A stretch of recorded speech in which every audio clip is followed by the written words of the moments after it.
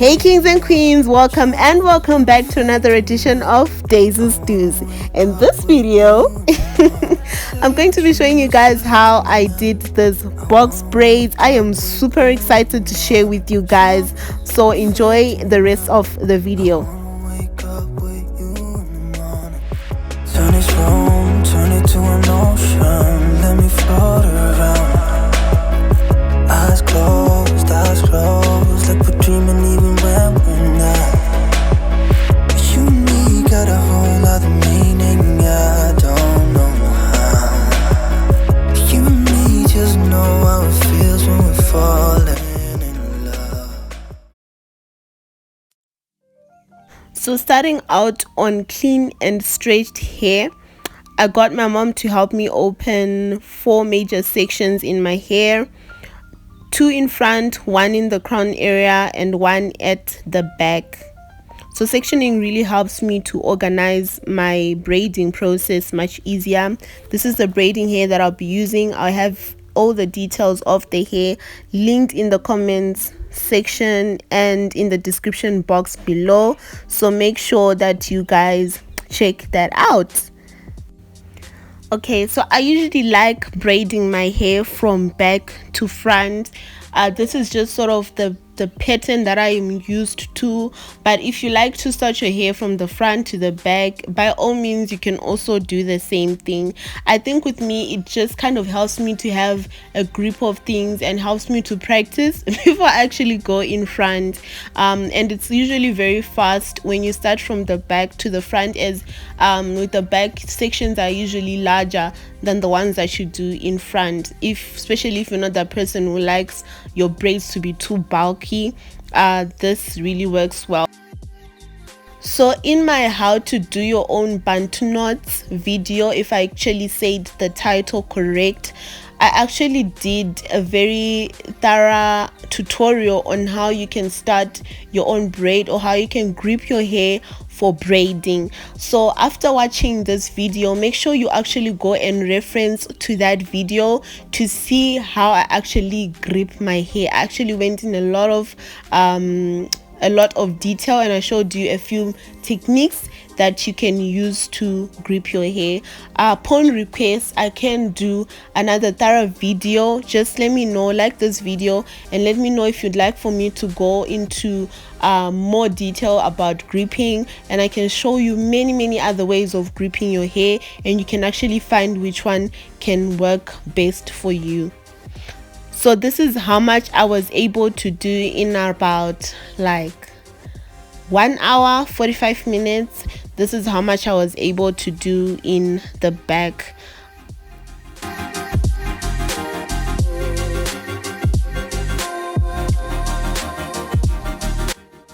So after following these tutorials and you're still finding it difficult to actually braid right, I would suggest that you start off, like try and start off on someone else's hair, just so that you can see what you are doing, because one of the challenges that I face, even now that I have kind of practiced and have gotten a hang of it, is that I can't see exactly what I'll be doing.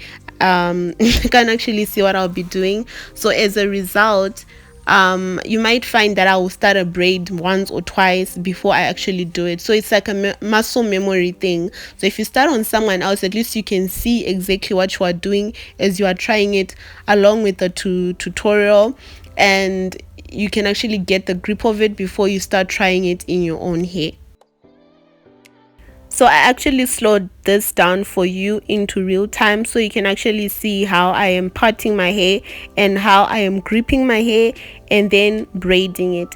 There is an option here on YouTube to actually slow down the video, so you can slow down the video and follow what I am doing step by step. And remember what I said earlier on, that I have a video thoroughly showing you guys how I actually grip my hair. So once again, don't forget to check the description box and the I button above. So when I'm starting the braid, you actually see that I'll be braiding my hair under, if you could say, because I'm putting the strands under each other. Then when I am done, I will then lean my head towards the braid, and then I'll be able to then start plaiting it over, right? And this one is the actual natural way of me doing it. Remember, when you're doing your hair, it's more about just making sure that you do it in the way that feels most comfortable for you. So leaning your hair towards it makes it easier for you, right? It makes it easier for you. I don't know why I've never seen DIY tutorials, well, not a lot of them at least, that actually show the struggles that people face when they're doing their own hair. So this, hopefully shows you how things actually really go down. And this is how I was able to do in about give or take 2 hours. Like I told you guys, the sectioning actually really helps you to get the grips of things. You can also do this. I only started doing it in my crown area, but you can also pre-twist your hair. You can actually pre-twist your hair and then start doing your hair on those twists. I actually find that it might look like it might be more tedious, but trust me, it actually makes the process much easier. It actually makes the process much faster. I should have done this much earlier.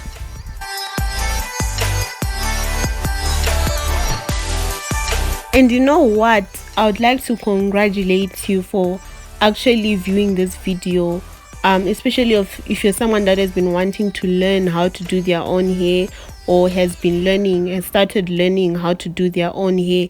I am honestly very proud of you, like from the bottom of my heart, because I know that sometimes things may look difficult before you start them, but it's once you start them and you keep practicing that you realize that it's actually easy and it's actually a skill worth investing in. Especially if you are in communities where you can't find people who really understand your hair, who understand your natural hair. It might be really difficult finding that hairdresser that can tailor your needs and what you want, right? So kudos to you. I'm so proud of you. Keep repeating this video, watch it as many times as you can until you get the hang of it. Of course, with the video that I suggest is a Bantu knot video as well. Learn it and get the hang of it.